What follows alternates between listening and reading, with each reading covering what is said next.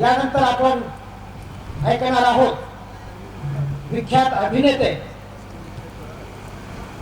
लेखक या ठिकाणी आलेले आदरणीय किरण माने यांना आपण ऐकणार आहोत। मी माने सरांना विनंती करतो की आपण या ठिकाणी या महामानवांची बदनामी इतिहासातील विकृतीकरण आणि जागतिकीकरणातील ब्राह्मणी धोरण या विषयावरती आपण व्यक्त आहोत।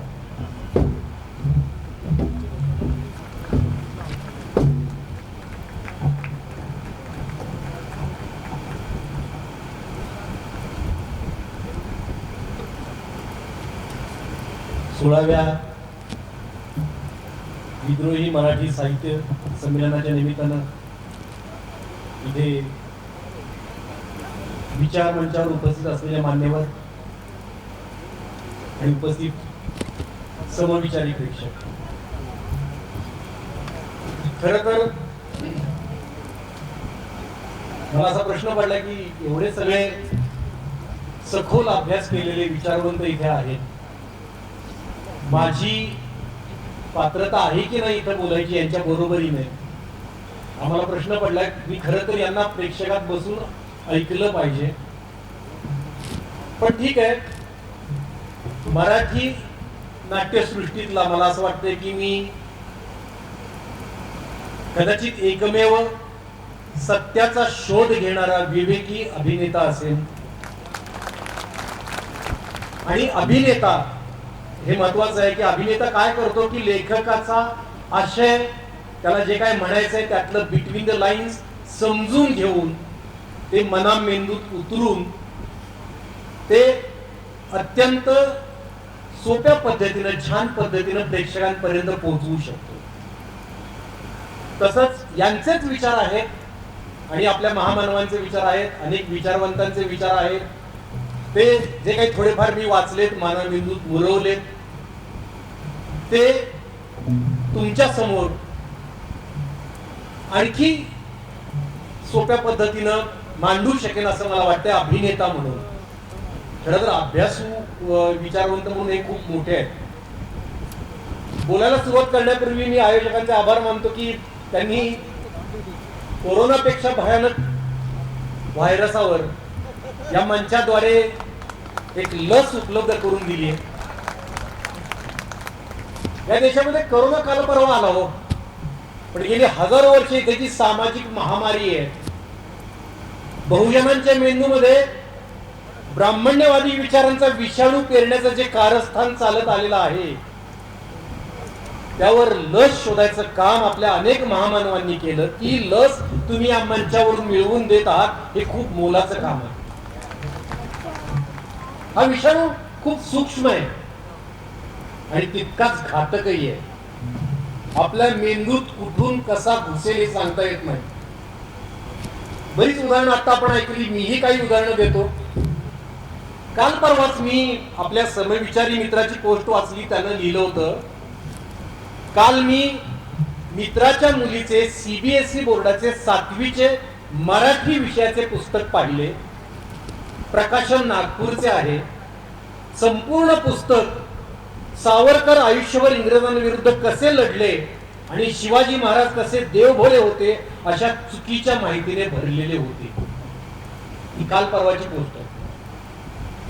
दुसरं उदाहरण, मागच्याच आठवड्यात RSAच्या पांचजन्य या ऑनलाईन पोर्टलवर बाबासाहेब आंबेडकरांविषयी लिहिलेल्या लेखात डॉक्टर बाबासाहेब आंबेडकर आणि सावरकर यांच्यात हिंदू समाज एकत्रित आणि संघटित करण्यासाठी कशी सहमती होती आणि दोघांनाही मनापासून असं वाटत होतं की परधर्मीयांच्या आक्रमणापासून रक्षण करण्यासाठी हिंदूंनी तयार व्हावं, अशी धडधडीत खोटी माहिती बिनदिक्कतपणे छापली होती। बाबासाहेब CAA कसे समर्थक होते वगैरे दिशाभूली वरचेवर केली जाते, आपण वाचतो व्हॉट्सअप फॉरवर्ड्स मध्ये। कलम 370 ला बाबासाहेबांनी कसा विरोध केला हे अर्धसत्यही आपल्याला वारंवार ठासून सांगितलं जातं। तिसरं उदाहरण, मी लहान असताना 7वी 8वीत असताना आमची सहल गेली होती कोल्हापूर पन्हाळ्याला। त्यावेळी आमचे एक सर होते, ते बऱ्याच मुलांना शाखेत घेऊन जायचे, खेळायला मिळतं म्हणून बरेच मुलं तिथं जायची शाखेत। ती मुलं कुजबूज स्वरूपात आम्हाला सांगत होती शाहू महाराज कसे स्त्री लंपट होते, इथं पासून ते घसरगुंडीपर्यंतचे अनेक गलिच्छ किस्से रंगून रंगून टीनेजर मुलांना सांगितले जात होते. आणि ते सगळे किस्से सगळं मुलं शाहू पॅलेस वगैरे सगळं बघत होते. चौथं उदाहरण जे आपल्या सगळ्यांना माहिती आहे की ग्रामीण भागात अजूनही बहुसंख्य लोकांची अशी पक्की समजूत आहे की संत तुकाराम हे भोळे भाबडे, दिवाळं निघाल्यामुळे संसार उधळून देवाधर्माला लागलेले व्यवहार शून्य टाळकुटे संत अजूनही बहुजनांच्या घरात मी बघतो की देवाऱ्यात अजूनही गरुडावर बसून वैकुंठाला निघालेल्या विष्णुपंत पागनीसांचा फोटो पूजला जातो. संत तुकाराम सिनेमात एक प्रसंग आहे, आम्हाला शाळेत असताना संत तुकाराम सिनेमा दाखवला होता. त्यात एक प्रसंग आहे की एका शेतकऱ्यानं त्यांना नोकरी दिली होती की त्यांच्या शेतीत सांभाळण्याची तुकाराम महाराजांना.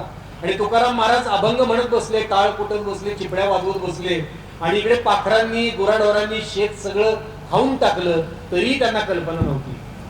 आता विठ्ठलाला प्रश्न पडला की आता हे सगळं माझ्या कपाळी दोष येणार की हा भोळा बाबडा माझा भक्त माझं भजन म्हणत बसला आणि आता ते सगळं पिकाची नासधूस झाली, आता तो शेतकरी याला धारेवर धरणार आणि सगळा दोष माझ्या कपाळी येणार.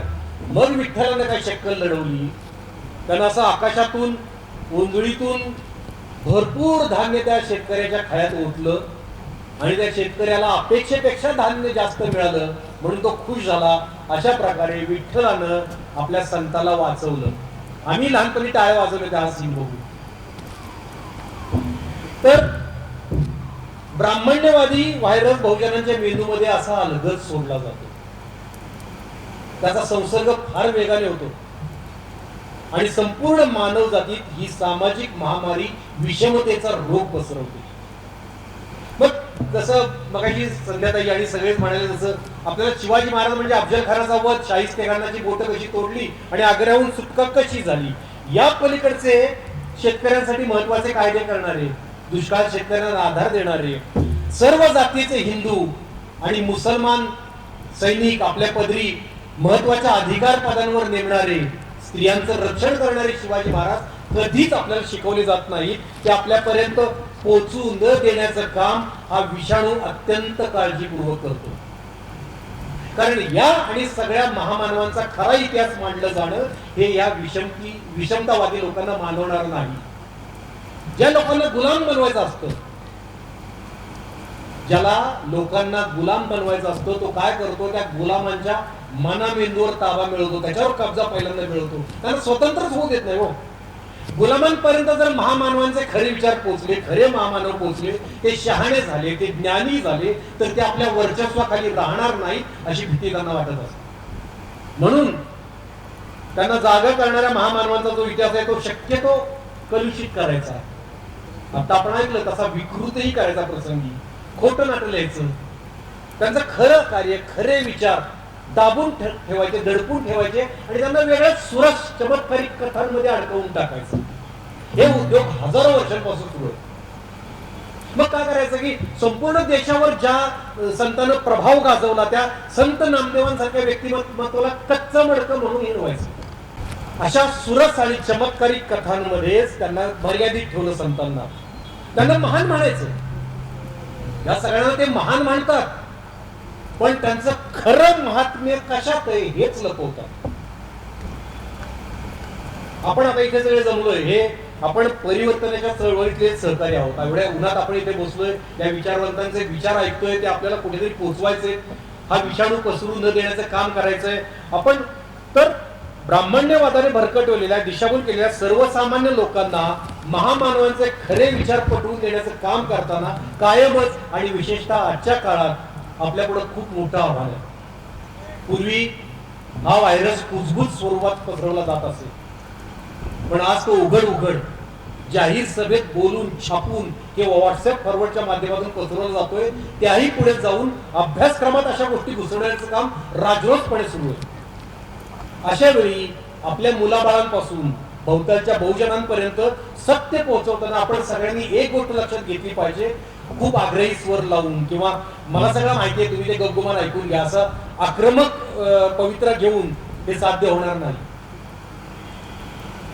परिवर्तन हे एक शास्त्र आहे. जसं आपण विज्ञान शिकतो आणि मग शिकवता येतं, मॅथमॅटिक्स शिकतो तरच शिकवता येतं आपल्याला. सायकोलॉजी असू दे, सायकॅट्री असू दे, आधी शिकावी लागते, मग आपल्याला त्याचा परिणामकारक पद्धतीने वापर करता येतो.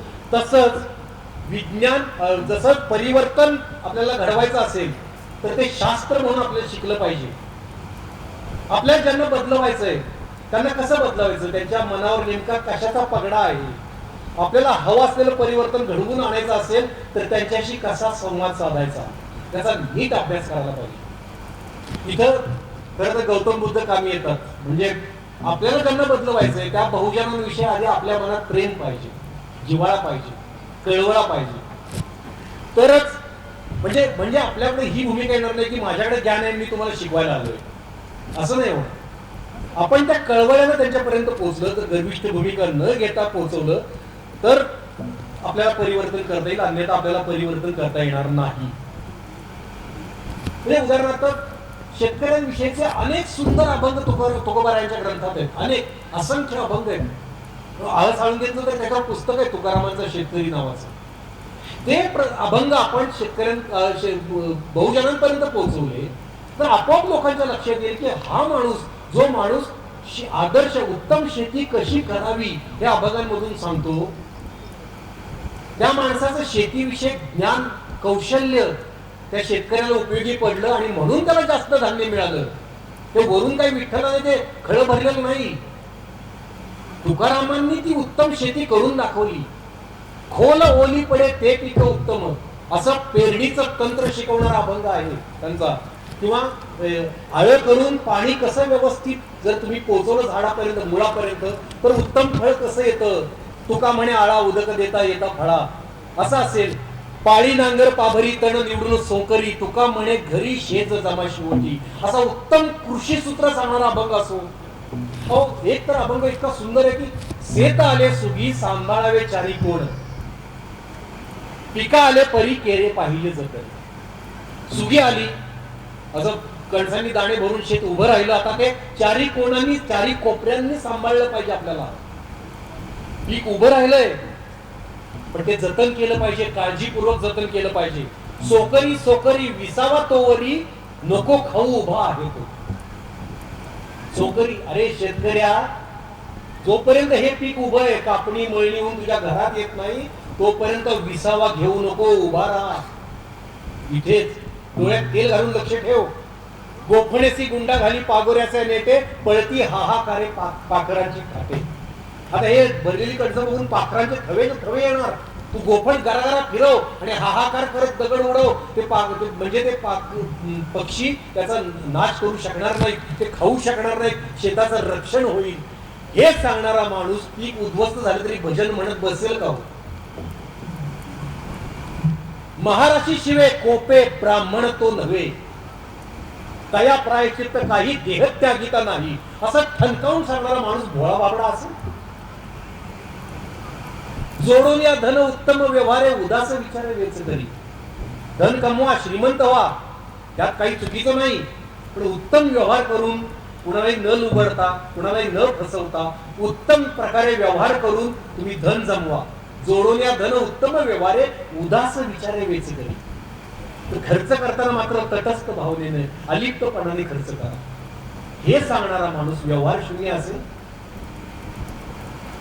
हे जर आपण अभंग पोहोचवले तुकार, हे आपल्या अभ्यासक्रमात नाहीत. आपल्या अभ्यासक्रमात काय तर जे का रंजले गांजले हा एक अभंग असायचा मला वाटतंय. आणि बेटी लागी जेव्हा हे रेडिओवर कायम आपण ऐकायचो. आणि तुकाराम म्हटलं की वृक्षवल्ली आम्हा सोयरे वनचरी. याच्या पलीकडे आपल्याला अभंग अभ्यासक्रमात शिकवलेच गेलेले नाही. ते आपल्याला बहुजनांपर्यंत पोहोचवायचे. मग तुकारामांविषयी कुठलेही चमत्कृतीपूर्ण घटना तुम्हाला सांगून कोणी फसवू शकणार नाही. म्हणजे वासी बेंद्रेंनी असं लिहिलंय की तुकारामांच्या नावावर जवळजवळ 150 चमत्कार खपवले गेले. 150 चमत्कार. जो माणूस म्हणतो की कपट काही एक नेणे भुलवायाचे लोक, दावून नेणे जडीबुटी, चमत्कार उठाउठी.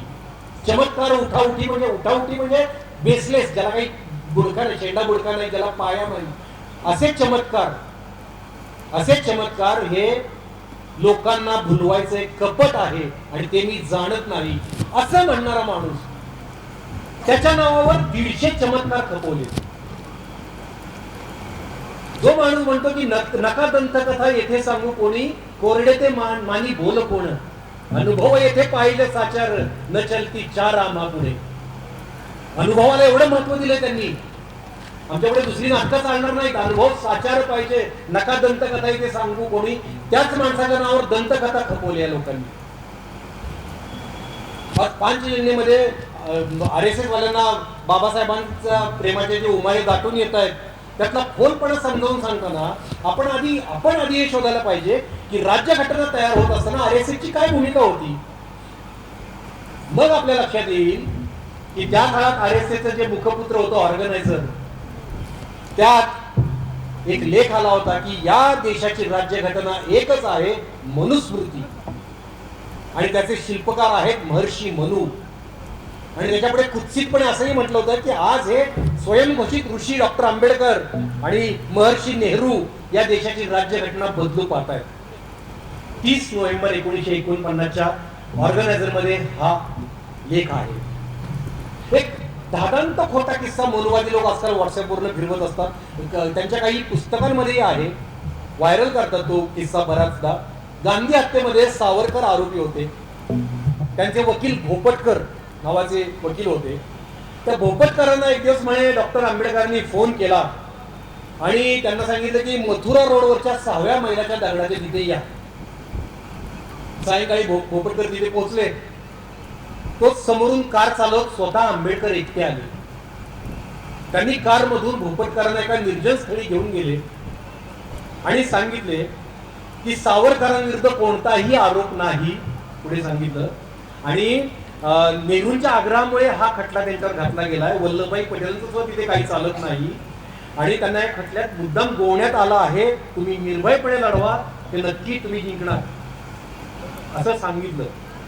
आता हा निव्वळ काल्पनिक किस्सा आहे, त्याला कुठलाही पुरावा नाहीये. पण हा किस्सा फक्त असा व्हॉट्सअपवर फिरवत नाही. ते विक्रम संपत यांनी लिहिलेला सावरकर अ कॉन्टेस्टेड लिगसी या पुस्तकात तो आहे.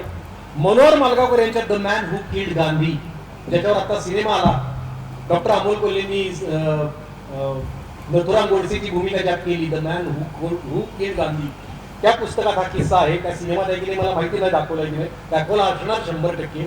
वैभव पुरंदरे देखील Savarkar the true story of the father of Hindutva आणि उदय माहुरकर लिखित Veer Savarkar the man who कुड हॅव प्रिव्हेंटेड पार्टिशन इतक्या पुस्तकांमध्ये कोणताही संदर्भ न देता हा किस्सा छापण्यात आला. आता हा खोटा आहे हे सांगताना त्याचा पुरावा देणं फार अवघड नाही. छोटासा पुरावा आहे आपल्याकडे.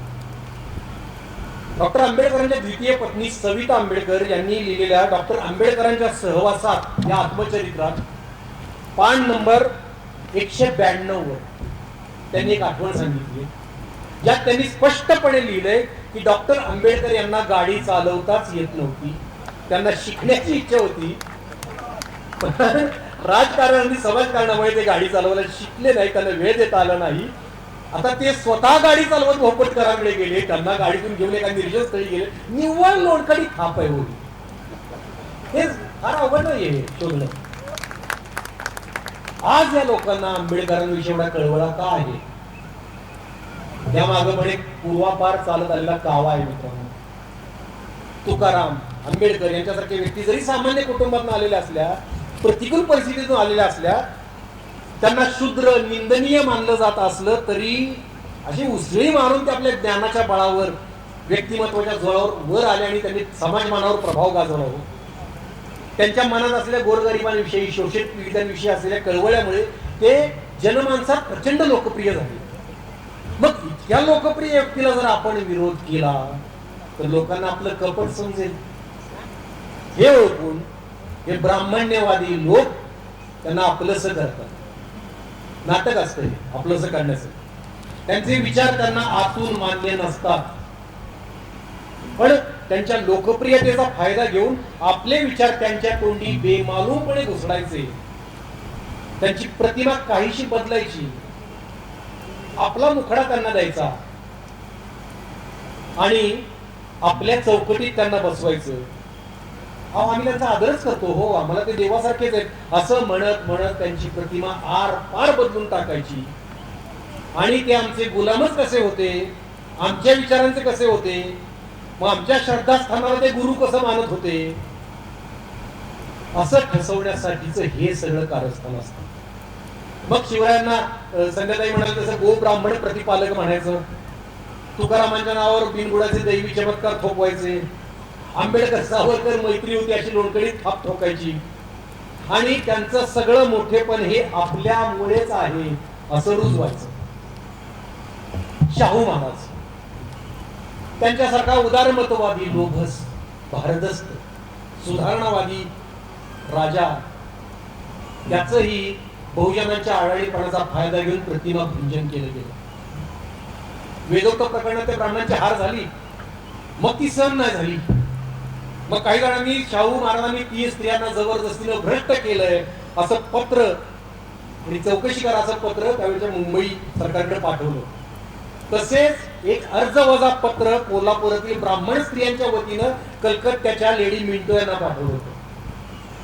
म्हणजे लेडी मिंटो यांची स्त्री सुलभ सहानुभूती मिळवायची हा डाव होता. माझ्या बाबतीत असं काहीच घडलं, मी ते इथं सांगण्यास अप्रस्तुत आहे, कारण महामानवांच्या बदनामीविषयी आपण बोलतोय.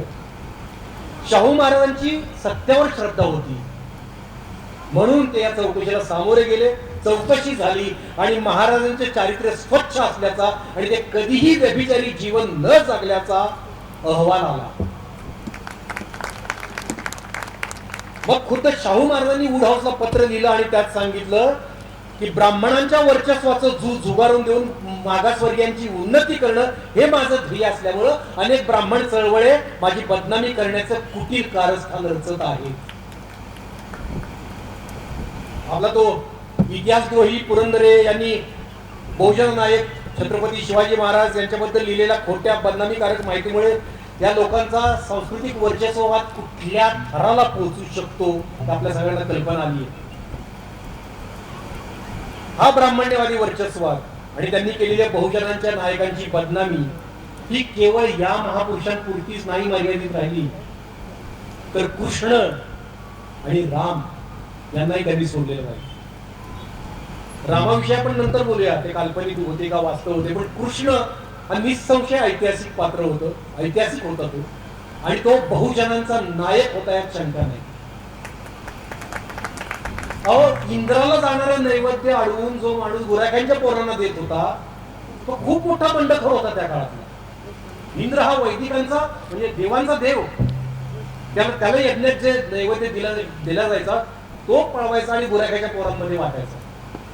मग काय केलं, त्याची लोकप्रियता खूप होती ना, ती लोकप्रियता कॅच करण्यासाठी त्याला देव तर मानायचा, पण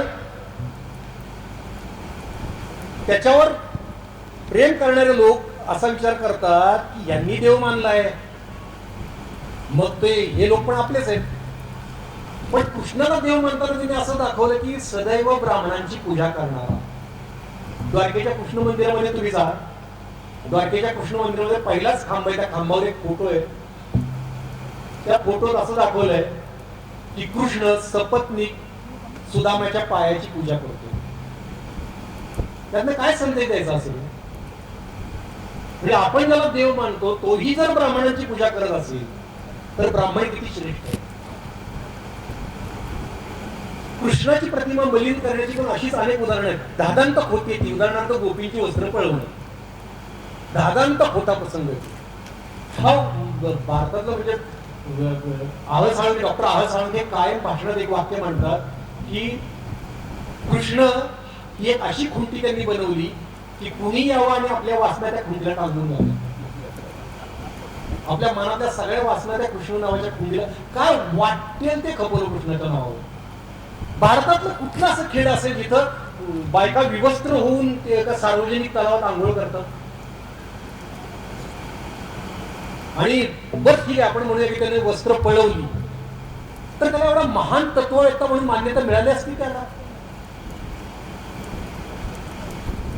म्हणजे त्या काळातल्या पण समाज व्यवस्थेत त्या माणसाचे तुकडे नसते केले.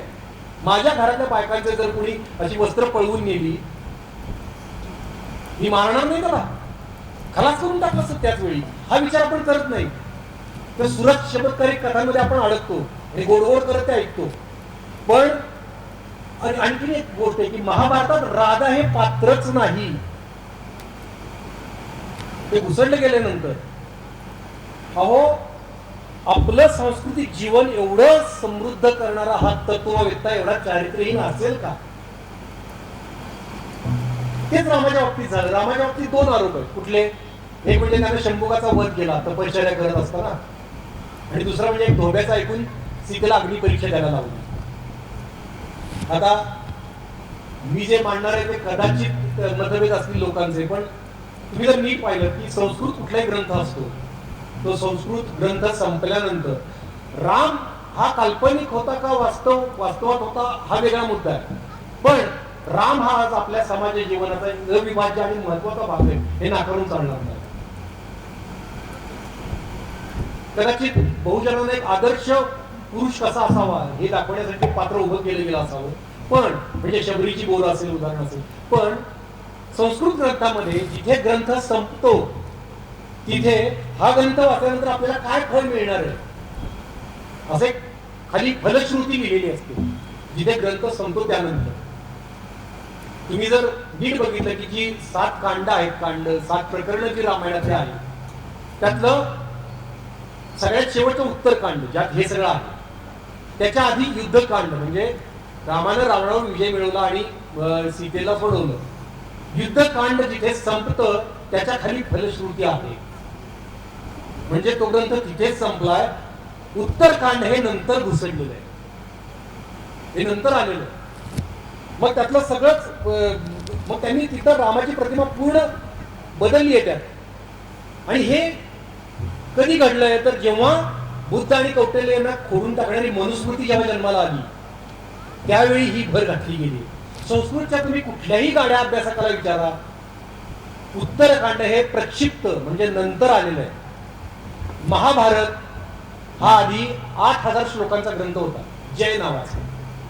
त्यानंतर त्यात भर घालून 25,000 श्लोकांचा झाला भारत नावाचा, आणि त्यानंतर प्रचंड भर घालून 1,00,000 श्लोकांचा जो ग्रंथ झाला तो महाभारत.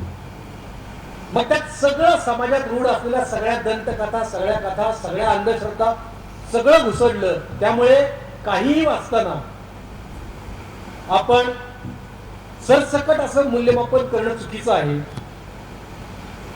आता कृष्ण जसा ऐतिहासिक होता तसा राम ऐतिहासिक असेल असं नाही, पण तो आपला महत्वाचा भाग आहे. त्याचं मूळ जे आहे रामायणाचं बीज कशात होतं तर ते बुद्धांच्या दशरथ जातकात होतं. तिथला जो राम आहे तो दुःखावर मात करणार आहे, तो विवेकी आहे, तो संयमी आहे, आणि त्याचा विस्तार वाल्मिकी रामायणात झाला. मनुस्मृती जेव्हा निर्माण झाली तेव्हा तिचा हेतूच हा होता की वर्णप्रधान आणि पुरुषप्रधान अशी व्यवस्था निर्माण करणं. शूद्र आणि स्त्रिया यांचे अधिकार कसे पूर्णपणे नष्ट करून टाकले आपण समजा त्यांच्या आणि सगळ्यांच्या भाषणात आपण ऐकलं. तर त्या काळामध्ये आपल्या डोळ्यापुढे असा रामासारखा आदर्श किंवा कृष्णासारखा आदर्श असणं अत्यंत आवश्यक होतं. आता हे बघा, राम स्वीकारायचा की नाकारायचा हा वेगळा मुद्दा आहे. आपण कुठला राम स्वीकारायचा आणि कुठला नाकारायचा हे आपल्याला कळलं पाहिजे. या ब्राह्मण व्यवस्थेनं आपल्या समोर खूप काही घुसडून आणलेलं आहे. आता आपली जबाबदारी आहे की ते विवेकाने घेणं. विवेक म्हणजे काहीतरी वेचून घेणं, काय वेचायचं, काय निवडायचं, काय टाकायचं ते आपण ठरवायचंय. मी परवाच राजू पडळकरांनी घेतलेली डॉक्टर तात्यांची मुलाखत ऐकली. त्यात त्यांनी एक खूप छान सांगितलं की ब्राह्मण्यवादी व्यवस्थेचं एक बलस्थान आहे. ते कुठलं बलस्थान आहे माहितीये का? की शत्रूचं मन आपल्या ताब्यात ठेवणं, त्याच्यावर कब्जा मिळवणं. मग काय होतं की तो जे सांगतोय ते शोषण करणार असलं तरी ते शोषण न वाटता तो आपला धर्म आहे असं वाटतं. हीच आपली नीती आहे. इतकं शत्रूचं मन ते ताब्यात घेतात. हे कौशल्य आहे ब्राह्मण्यवादाचं. ही पकड ज्यांनी सोडवण्याचा परिणामकारक प्रयत्न केला त्या सगळ्यांना बदनाम करण्याचं षडयंत्र वेळोवेळी रचलं गेलं. त्यामुळेच मी मगाशी म्हणालो तसं आपण परिवर्तन चळवळीचे कार्यकर्ते आहोत. आपण गौतम बुद्धांचा आदर्श घेत आपल्या बहुजनांशी, आपल्या भोवतालातल्या अनेक लोकांशी संवाद साधायला शिकलं पाहिजे. मला तुम्ही इथे बोलवलं आणि या परिसंवादात बोलण्याची संधी दिली त्या सगळ्या दिग्गजांबरोबर, त्याबद्दल खूप मनापासून आभार. धन्यवाद.